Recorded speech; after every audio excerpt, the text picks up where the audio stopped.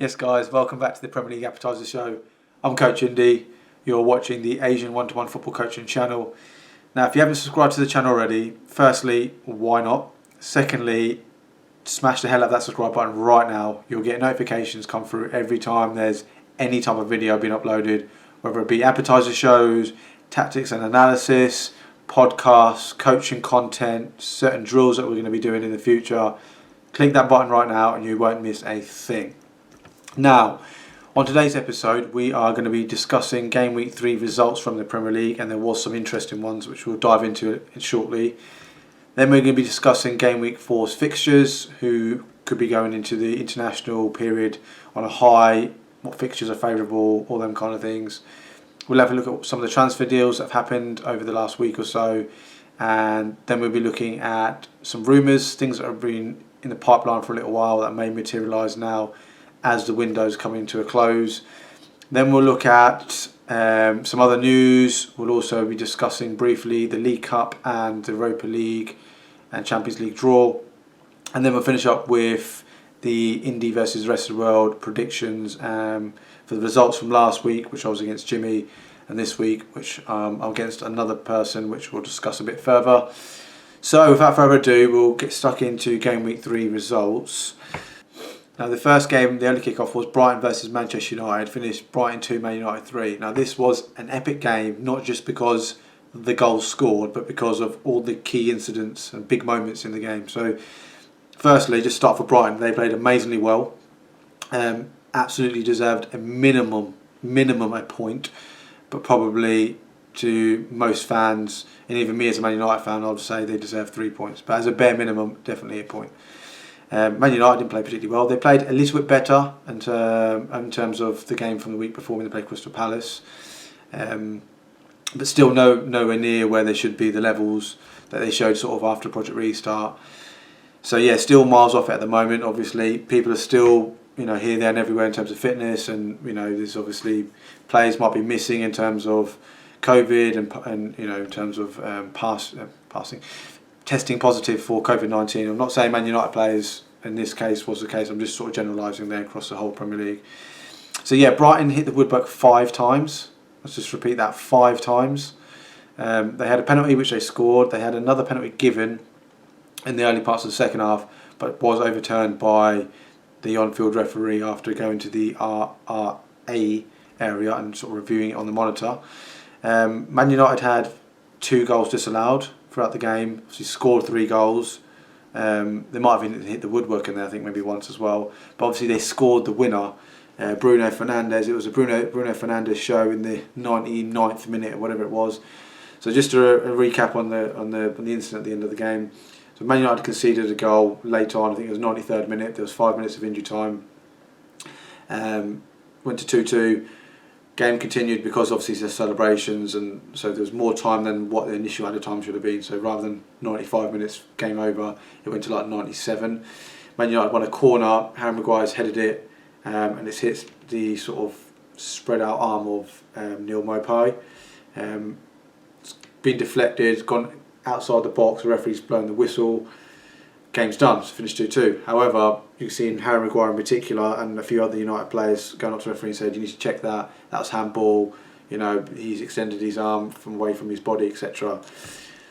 So the referee's gone to check it on the monitor, and then he's awarded the penalty. By now we're in the 99th minute of the game. So effectively the final was gone, but they've had to go back because the penalty is going to be awarded.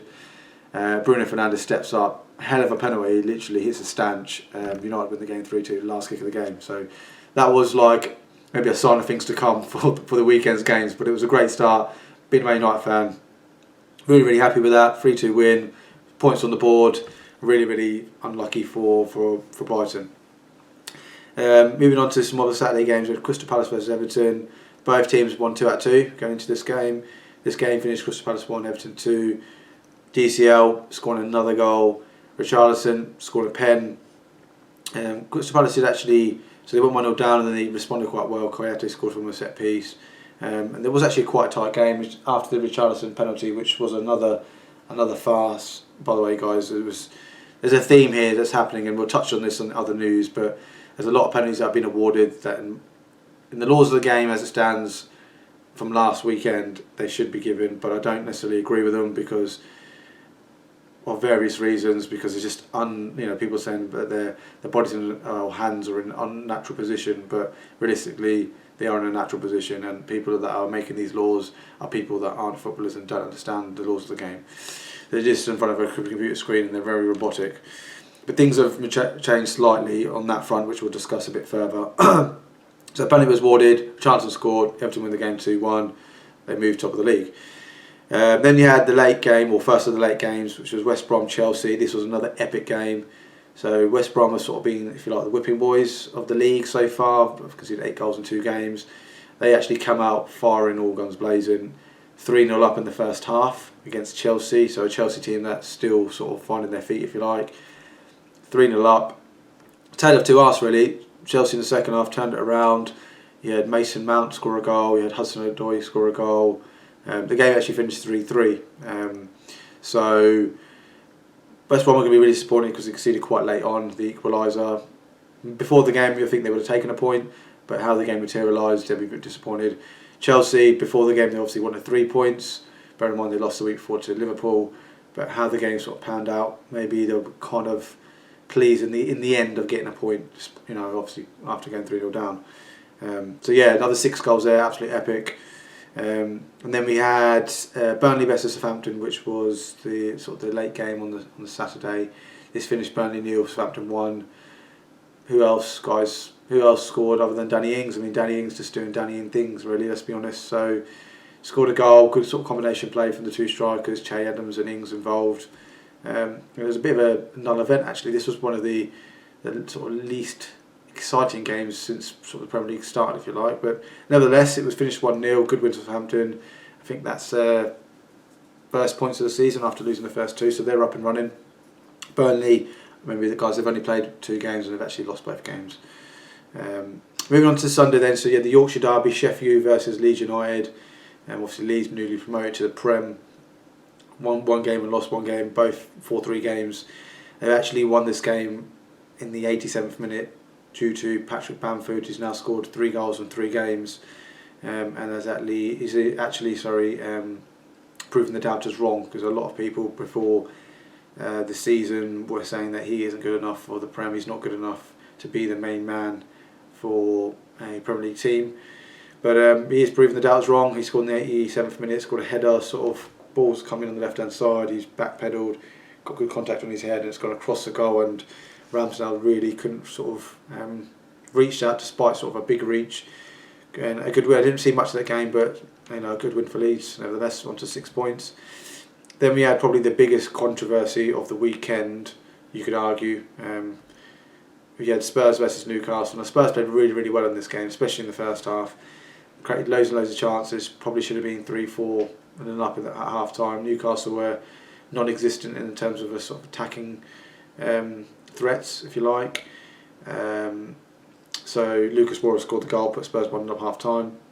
Second half was very much similar. Spurs didn't create as many chances, but they had a lot of possession of the football and controlled a lot of the game. Newcastle did create 1 or 2 chances, but obviously if it's 1-0, anything can happen in a game. It only takes a second to score a goal, as the saying goes. So anyway, Newcastle sort of equalised in the 95th minute. Another penalty, disgrace of a decision in my opinion. So what's happened is, I think Newcastle free kick. Shelby's had it. He's hit a massive diag to Andy Carroll, sort of inside the box on the angle. Obviously, he's going to outjump most people inside the box. He's headed the ball. Eric Dyer's competed with him, and obviously Eric Dyer's a bit shorter. As you go up, most people do when they go and try and head the ball, you use your arm for balance and stability. He's not actually looking at the ball. As he's sort of landed, he's sort of twisted his body around. His arm's sort of out like this, and the ball comes and hits him on the back of the arm here. He's only literally half a yard away, I would say, maybe a yard max. And the referee's given a penalty. It's borderline embarrassing, honestly, the decision, and that cost Spurs two points. You could argue they should put the game to bed and never allowed that situation to occur, but still you're trusting in the system, and the systems isn't great at the moment, or that last weekend. So yeah, devastating for Spurs fans, and even actually Steve Bruce had come out after the game and said, us as managers, as maybe even captains, we need to make a decision, and make a stance on this because it's not right. It's costing teams points, and even though Steve Bruce and his team were the benefactors of this decision, he knows one day it's further down the line it's not going to favour them. So, and he's going to be grumpy and annoyed and all them kind of things. So yeah, finished 1-1. Then we had maybe the surprise result of the weekend, you could argue. So we had Manchester City 2, Leicester 5. I'll just repeat that. Manchester City 2, Leicester City 5. An absolute fantastic result for Brendan Rodgers and his team. They've started the season really, really well, looking strong, winning lots of games, scoring lots of goals. Jamie Vardy in this game scores a hat-trick. Maddison comes on, scores an absolute worldie. City struggle. They've only got 13 fit players. Well, at the time they did, which Pep Guardiola did allude to sort of before the game and leading up to the game. He's got players that are missing through COVID. He's got players who are just injured. They had no fit strike or senior fit strikers, if you like. So he had to play Sterling up front.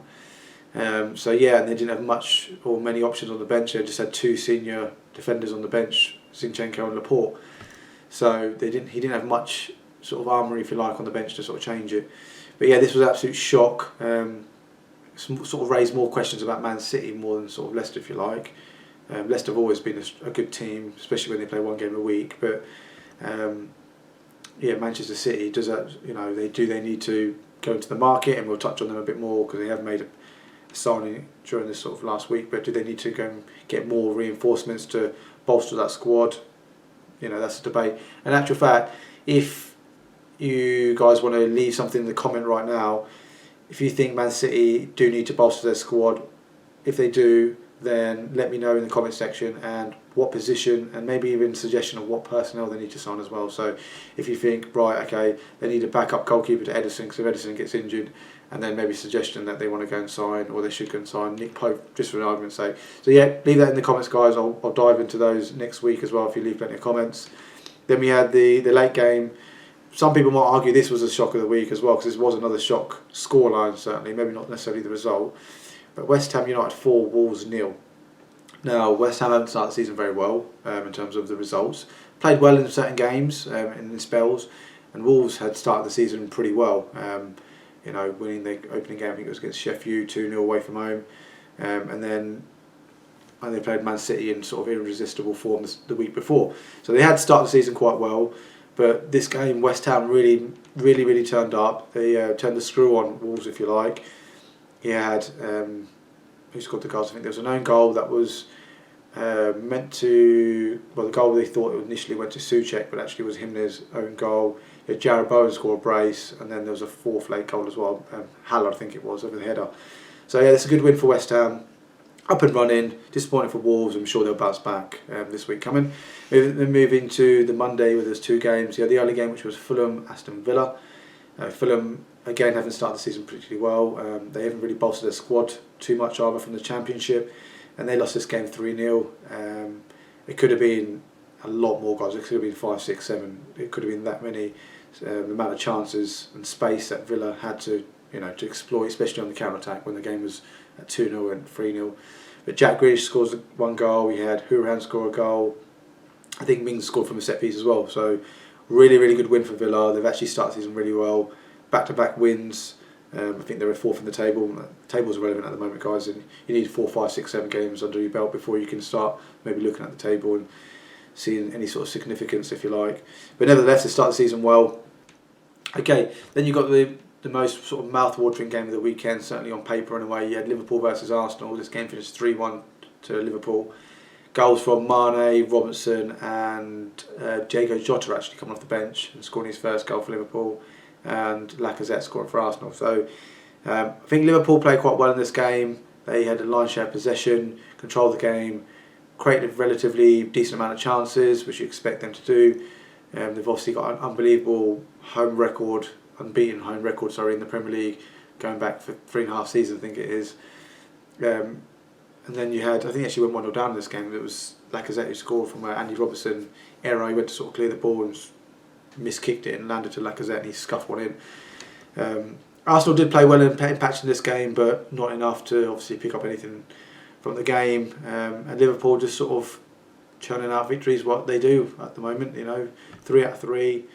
The Merseyside team's doing really, really well, dominating sort of the league at the moment. Again, just early stages of the season.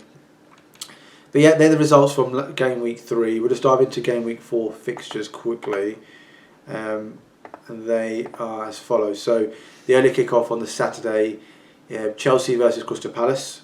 Interesting game. Chelsea need to bounce back after two disappointing results. Crystal Palace have made a decent start.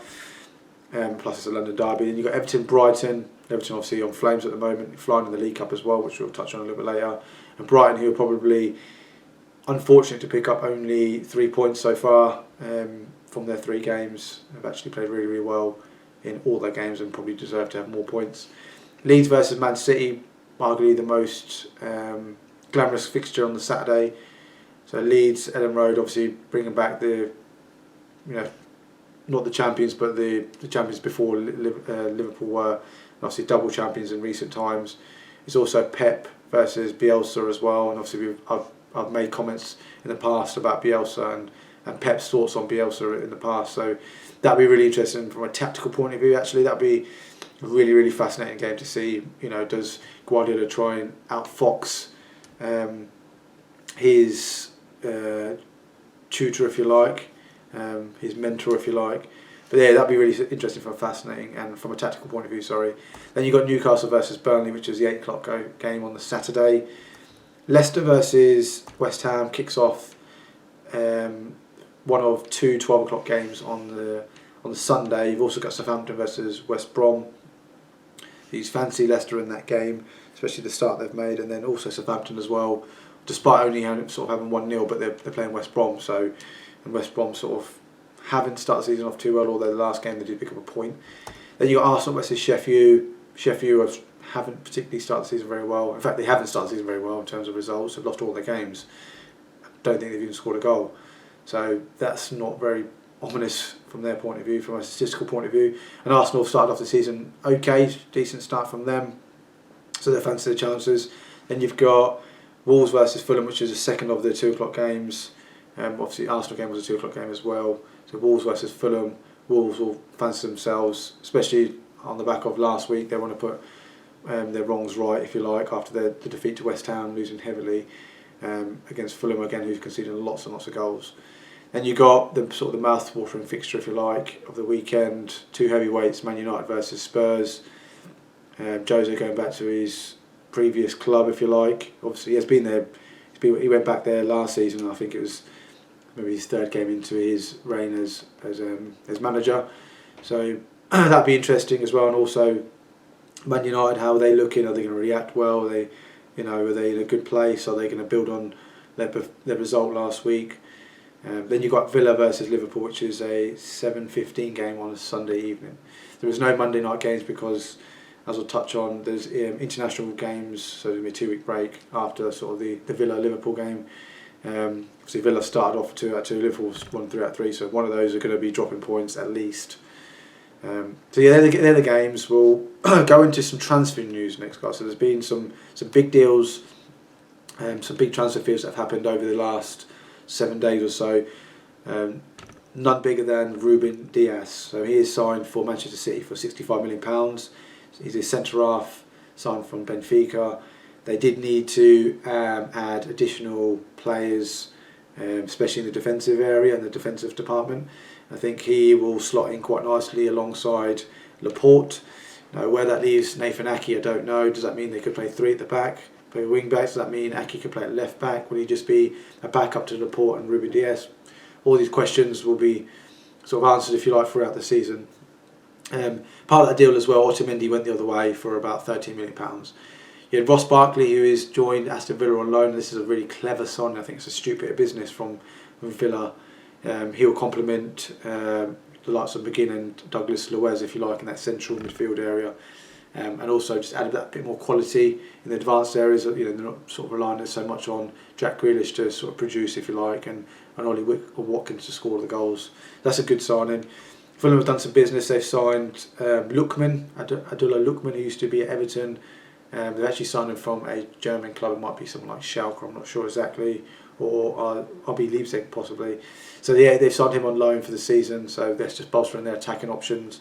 And boy, do they need them, because they haven't really scored many goals. I think they've scored 3 goals in 3 games. It's not loads, but 3 of them were all in one game, and they've had 2 blanks in there as well. Then Leicester made another signing as well, so they were really quiet up until about 2 weeks ago. Now they've made their 3rd signing. They've signed Wesley Fofana from one of the French clubs. The fee is undisclosed according to the website, but it's believed to be around £33 million. So he's a young, athletic defender, and I think it just adds a bit more competition and a bit more depth in their defensive, especially in their central defence department, because at the moment they've got Sionchu and they've got Johnny Evans, which is a good pairing, but they need that bit more depth, because after sort of those 2 senior players, you've got Morgan, who's getting on a bit and he can't really move as sharply as he used to, and then you're relying on the likes of maybe a holding midfielder like indeed he did the first game or two, who incidentally is now missing 12 weeks of the season because of groin injury, so you can't rely on him anymore. So that should be some good business for them. Then you've had Ryan Brewster, who was obviously the young lad who played for Liverpool, went on loan to Swansea last season, scored ample goals. I think he got into double figures. He's actually joined Chef U, so that could potentially solve their goal scoring problems, because Chef U haven't scored a goal, like I just touched on. So he's signed for £23.5 million, so hopefully he'll go straight to the squad, hopefully add a bit more attacking threat and their sort of attacking options. You had Vladimir Kofel, who's a right back, has signed for West Ham for £5 million. He signed from Slavia Prague, same team that Souček signed from. So they've got West Ham have got right back problems at the moment, with Fredericks picking up a hamstring injury. He's going to be out for 6 weeks or so. And that just leaves Johnson, who's a young fullback who they can't rely on for an extended period of time at this stage of his career. It wouldn't be fair to the kid. And the last one I just want to talk about is someone called Carlos Vincentes from, I'm not sure I definitely know. No, I've not predicted that to pronounce that correctly. Sorry, guys. Carlos Viniques, possibly. Let me know if I can pronounce that correctly. I'm pretty sure I have not. Comment below, guys. You can laugh at me. Just leave me a laughing emoji if you know I've done that incorrectly, which I know I definitely have. So he signed for Spurs on loan for the season. He's effectively I think it's going to cost Spurs about £3 million or €3 million for the season. He's effectively going to be back up to Harry Kane. He signed from the Portuguese league, scored a decent amount of goals and a decent amount of assists. So yeah, he's going to provide backup in that department, which they do need. And if you look at Harry Kane's history of the last 3 or 4 seasons, he does pick up an injury or two, and he normally misses about 6 weeks to 8 weeks of the season. So at some point they're going to need him, and maybe by easing the load sort of progressively and staggering his load, as in Harry Kane's load throughout the season, maybe that will prevent him getting injured, and then he won't miss a sort of large chunk of the season. Some rumours that are just happening as well. So Dele Alli, we spoke about him last week. Paris seemed like the most logical place, and sort of the most one that's sort of been covered, if you like, through the media, on loan. Declan Rice, are Chelsea going to make a move or not? Who knows? Milan Skriniar as well, the Inter Milan centre half. He's been linked with Spurs, but they want about €60 million, which I don't think Spurs can afford. Rudiger, he's been sort of outcasted, if you like, from the Chelsea squad. Where's he going? He's got obviously Euros at the end of the season. He needs to be playing games. He's actually been linked with Spurs, actually, which I can't imagine Chelsea doing. Direct rival. Ben Godfrey is on the verge of, although he's not actually a Premier League player, he's on the verge of signing for Everton, which I think is a really, really good signing. He's a very young, athletic, hungry centre-half who can develop a lot. He's got a lot of potential, so I think that's a good bit of business for Everton if they can get that over the line. Ryan Sessegnon, he's been linked to leave. I think he's been linked with quite a few clubs. AC Milan, I think I saw one the other day. So he's been linked to leave. You've got Alex Telles, who's a left back / left winger that plays for Porto, linked with Man United. Whether that happens, I don't know. Man United have made a bid for Sancho this week. Finally, something's actually materialised. It got flat out rejected. The bid was €100 million, which was equivalent to £91.3 million. Excuse me. Obviously, Dortmund won €108 million, which obviously is or £108 million. I'm not sure what it is. They obviously want a lot more anyway. Put it that way. So I don't think Man United will sign Sancho unless they pay the full amount that what Dortmund want. Diego Dallo, he's been linked to AC Milan. That seems to be sort of moving along quite nicely. Chris Smalling, he's been strongly linked with Roma for the last month or so, and he wants to go back there. That seems like it's very close. Andres Pereira, he has actually joined Lazio. I believe that was late last night, so that's actually a deal that's done. He's joined on loan for the season. And 3 other players that have been linked with Man United, which is ridiculous really. They've all just sort of materialised the last week or so. You've got Ismail Assar, the Watford winger, who did quite well in the Premier League last season, but he's a Championship player at the moment, which is, if you're going from Sancho to Sarr, just don't get me started on that, guys. I'm just vexed about it. And you go to Cavani, he's a free agent, but he will cost stupid amounts on wages, and he doesn't necessarily fit the bill in terms of the profile of player that Man United are sort of identifying and sort of want to plan for the future.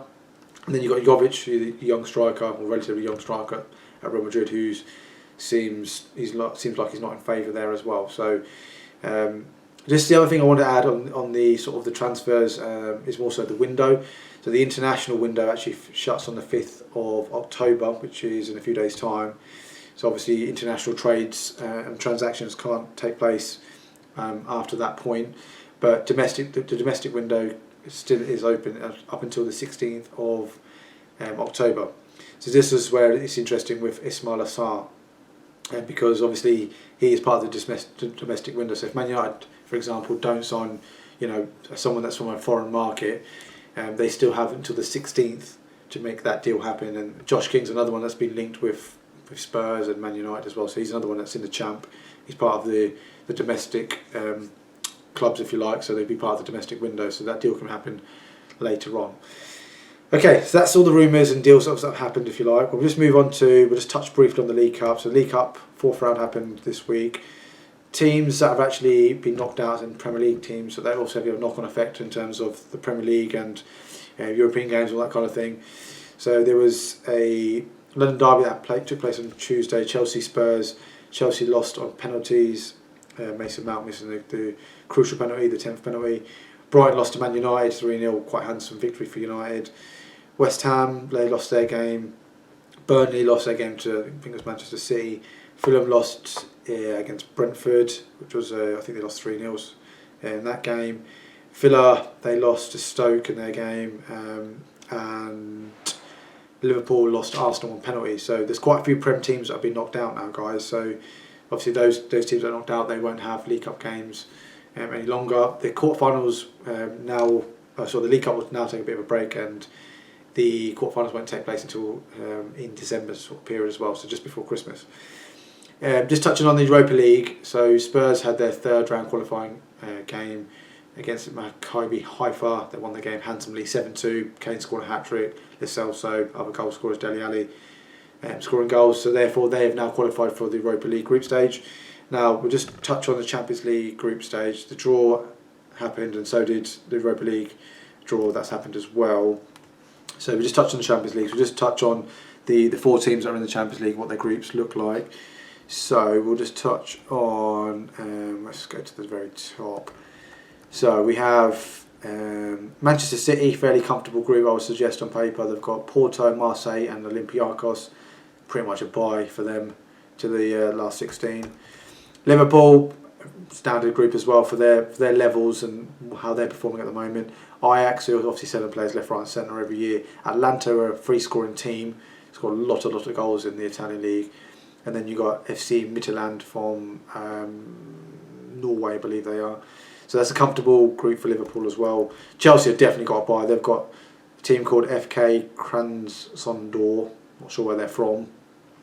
Rennes from France and Seville, who actually are the decent team, to be fair. They obviously beat United in the Europa League semi-final and actually won the Europa League. So no doubt they'll probably...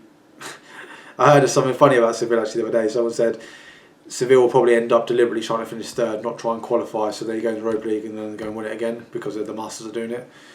Even though on paper they're probably the second favourites to go through in that group. And then that leaves Man United. Their group is probably, out of the English teams, definitely the hardest group. So they've got Istanbul, they've got Paris, and they've got RB Leipzig in their group. So Paris certainly a big team. Obviously, they reached the final last season, so they're obviously going to try and put some wrongs right as well, and put a statement down in their group stages, if you like. So that's the Champions League draw. Just going to move on to the Europa League draw. Arsenal's draw, they've got a nice group. They've got Dundalk from Ireland, they've got Molde from Norway, and then Rapid Vienna from, I want to say Bulgaria, but I could be wrong. Moving down, we've got, who else? We've got Leicester City, obviously debut season for them in the Europa League. They've got AK Athens, Sporting Braga, and someone called Zorya Luhansk. I think they're from like Croatia or something like that. Then last team, which obviously was Spurs, they've qualified. They have got Lask from the Austrian league, they've got Ludogorets, and they've got Royal Antwerp from Belgium. So on paper, again, a nice, comfortable group, you would suspect. So yeah, that just sort of rounds up the League Cup, the Champions League group stage, and the Europa League group stage draws. We'll now move on to the what we move on to. We're moving on to other news. Sorry. So other news. I just want to touch on some stuff. We've got a couple of other things we want to talk about. So other news, and then we'll go on to Indy versus rest of the world. So other news. Some of the things that have been happening. I just want to get something clear off my chest because it's been irritating me. I've heard a lot of, even some pundits moan about it as well, which I find really baffling. But through WhatsApp chats and social media and all them kind of things, I've seen lots of things. This handball issue, guys. So I touched on a couple of incidents earlier with Maguire and Neil Maupay, the Eric Dyer and Andy Carroll situation, the penalty that Everton won in their game. There's numerous instances that have happened throughout the season so far. So the handball issue that I want to discuss is a lot of people are blaming the referee, and it's not the referee's fault. Okay, so the referees are just applying the new laws of the game, which has been directive by IFAB, which is obviously run basically by FIFA, and they're basically the lawmakers of the game, if you like, and they've kind of synced it across the whole of Europe, or parts of the main part of Europe, the big leagues in Europe, if you like. So yeah, the refs aren't at fault here, guys. It's actually the law's fault, if you like, and IFAB's fault for introducing this law. So hence why there's been so many penalties, and they're just introducing and interpreting the law as it stands. So obviously there's a lot of hoo-ha. Steve Bruce has come out with what he said, and everyone's got an opinion about it, and it's pretty much very similar. On the back of this, the Referees Association have spoke to IFAB, and they've actually said that the refs have been given a tweaked version of the handball rules now. So they basically, IFAB have turned around and said the referees, certainly in the Premier League, I don't know if it's across the EFL as well or other leagues in Europe as well, but basically the proximity, so the distance between the player and where the ball is from where it arrives, should be taken into account even more so. So basically the Dyer incident, for example, if it was half a yard away, maybe what they're saying is that might not have been a penalty maybe in the weeks going ahead, because it was only half a yard away, whereas say if that was 3 yards away, then that definitely should be given a penalty, because 3 yards is obviously a bigger distance. So the proximity would be taken into account as well. So that's one thing that's happened, which is a good thing, and hopefully that will decrease the quantities of penalties. Although maybe from an entertainment point of view, it's obviously entertaining. We want to see penalties, etc. But obviously from a fan's point of view, from a player's point of view, from a manager's point of view, it can be a struggle and it can be difficult to accept. In terms of COVID cases and positive cases, the last round of testing there was actually 10 more cases, which is the actual most in sort of one round of testing, if you like. A couple of players that have come out either by themselves or the clubs have announced them. So Thiago Alcantara has tested positive, which we knew from last week, and the one that sort of was announced last night was Sadio Mane, which was really interesting. Obviously he's now self-isolating. He's going to miss Liverpool's game this weekend, and obviously then they go to the international breaks, or whether he can't travel abroad, which I think he can't. That'll probably mean so then he won't be going to international games. Then there was a Premier League shareholders meeting that took place, I think 2 or 3 days ago. So on some of the agendas, some of the things that were on the agenda they spoke about was if the season had to stop again because of COVID, how would the season effectively finish? So, for example, will it be points per game? Will it be, and also will it be, at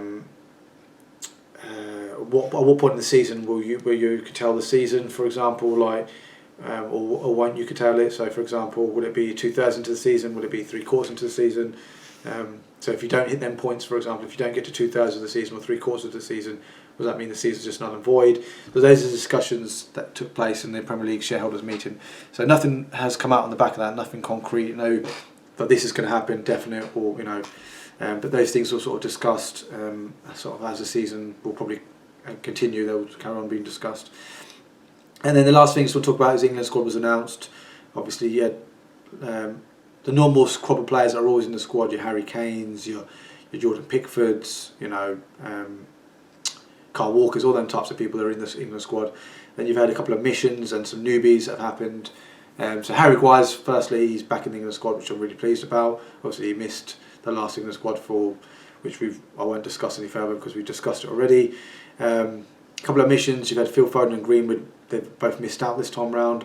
Again, for obvious reasons of what's happened last time round, I suggest. And then you had a few people that are making their debuts in the England squad. So you've got Calvin Lewin, he's actually part of the squad now, absolutely deserved. I've been banging on about this guy for like 2 or 3 years. I don't know, sort of be big-headed or anything there, guys, but I do see a lot of potential in players earlier than most people, I would suggest, and that's just not being me cocky or arrogant. I do believe that, and I do recognise that. So he's in the England squad, and you've got Bukayo Saka as well, the young left-foot player at Arsenal. He's in the squad as well. So he, again, you could argue deserved to be in the squad as well. So there's a few players that have made the squad. There is, obviously, the international break will happen after this round of Premier League fixtures. Some teams will play 2 games, some teams will play 3 games, might have friendlies in there, all them kind of things. So yeah, that kind of rounds up all the other news. We'll move on to Indy versus the rest of the world. Excuse me. We'll go to the results quickly. So I'll go through the results. We had, so just remember, representing the rest of the world this time round was Jimmy, my cousin. He stepped up. He's fired in his predictions. So he went for a Brighton 1, Man United 3. I went for Brighton 1, Man United 2. So neither of us got the scoreline right, but we got the result right. So 2 points apiece. Burnley versus Southampton. He went 3-1 Southampton. I went 2-1 Burnley. So we were completely different there. And Southampton won the game 1-0. So he's picked up 2 and I picked up 0. Not a good start. Good start for the rest of the world, not a good start from my point of view. So 4-2 to the rest of the world. Palace versus Everton. I went for a Palace 2-1, an Everton 2-1 win. And Jimmy went for a 2-0 Everton win. So he picks up 2, but I pick up 5. So I'm on 7, rest of the world are on 6. Spurs versus Newcastle. We both went for a 3-1 Newcastle defeat. So it's 3-1 Spurs win. Finished 1-1, 0 points apiece there. Then we have West Ham versus Wolves. I went for a Wolves 2-1 win. Jimmy went for a 3-1 Wolves win. Finished 4-0 West Ham, 0 points there. So still 7-6 to me. West Brom Chelsea. I went for Chelsea 3-1. Jimmy went for 4-0 Chelsea. So 0 points apiece there. So still 7-6 to myself. Sheffield versus Leeds. Both of us went for a Leeds 2-1 win, finished 1-0 to Leeds, so both pick up 2, so I'll move on to 9, Jimmy on to 8. Fulham versus Aston Villa, I went for a 1-1 draw, Jimmy went for a 1-0 Villa win, so I pick up 0, he picks up 2, so I'm on 9, he's on 10. Moving on to Man City versus Leicester, I went for a 3-1 Man City win, Jimmy went for a 4-2 win, he finished to Manchester City. Finished Man City 2, Leicester 5, so 0 points there. Going to the last game then, guys. So again, I'm on 9, Jimmy's on 10. We both predicted a 2-1 win for Liverpool. So this finished 3-1 to Liverpool. Therefore, we pick up 2 points apiece. I move on to 11, and Jimmy moves on to 12. So rest of the world have edged this week's scores, if you like. So just to recap, Indy 11, rest of the world 12. So cumulative scores throughout the season so far, Indy's on 33 and rest of the world are on 31. So they've regained a point. They were a point closer. They were 3 behind before. They're now only 2 behind the rest of the world. Okay, so then we'll move on to the next round of predictions for Indy versus the rest of the world for Game Week 4. So this time around I've got another one of my cousins, Pete. So big up Pete for getting involved in Indy versus the rest of the world. We'll kick off with Chelsea versus Palace. I've gone for 3-1 Chelsea. He's gone for 3-2 Chelsea. Everton versus Brighton. 2-1 win for Everton. That's what I've gone, and he's gone for 2-2, which is interesting. Leeds versus Manchester City. I've gone for a 3-1 win to Manchester City. He's gone for 4-0. He's gone for an absolute battering. So he's gone for 4-0 Man City. Newcastle versus Burnley. I've gone for a 1-1 draw. He's gone for Newcastle to win 3-1. Already I can feel like there's a lot of different scores here, different predictions. I like this. It's what we like to see, guys. People who are not scared to go against the norm, if you like. Leicester versus West Ham. I've gone for 3-1 for Leicester. Pete's gone for a 2-0 Leicester. Southampton versus West Brom. I've gone for 2-1 for Southampton. Pete, interestingly, he's actually gone for a 1-1 draw here, which is very brave. West Brom, you know, haven't started the season off too well, but he's gone for 1-1. Nevertheless, we like a bit of bravery on Indy versus the rest of the world. Then we have Arsenal versus Sheffield. Both of us have gone for 3-1 here. Wolves versus Fulham. I've gone for 3-1 Wolves. Pete's gone for 3-0 Wolves. Comfortable wins there for Wolves. Then you've got Man United versus Spurs. I've gone for Man United 2-1. He's been an absolute penis here, and he's gone for Man United 2, Spurs 3. And he actually told me he deliberately did that to piss me off, so he's a dick. And then I've gone for Villa versus Liverpool. I've gone for Liverpool to win 3-1. He's actually gone for a 3-2. He's actually a Liverpool fan, so he thinks the game's going to be a lot tighter. I think it's going to be a bit more comfortable. I will say as well, these predictions were made before the news about Sadio Mane, so it would have been interesting actually to see if I certainly would have changed my result to maybe a closer margin of victory for Liverpool, and I don't know if he would have changed his scoreline as well. But yeah, there are predictions for Game Week 4. We'll announce all those results next week on another episode of obviously the Premier League Appetiser show. We're actually going to conclude the episode there, guys. So thanks for tuning in. Like I said before, if you haven't subscribed to the channel, hit the subscribe button right now. Notifications coming your way. Various opportunities to comment as well throughout the video, guys. Leave your comments in there. Reply back to some as well, the best as I can. And yeah, good luck for your team that you're supporting. If you do support a Premier League team at the weekend, try and make it through the international break, because it is a ball ache. It's very difficult for, if you're a team, someone who supports a Premier League team, or even if you don't actually, it's difficult to just get through the international break, because generally speaking the international games are quite boring. So yeah, good luck to try and get through that, and then obviously we'll see everyone going into in 2 weeks' time when we have the next round of games, so Game Week 5. So yeah, over and out, and we'll see everyone next time.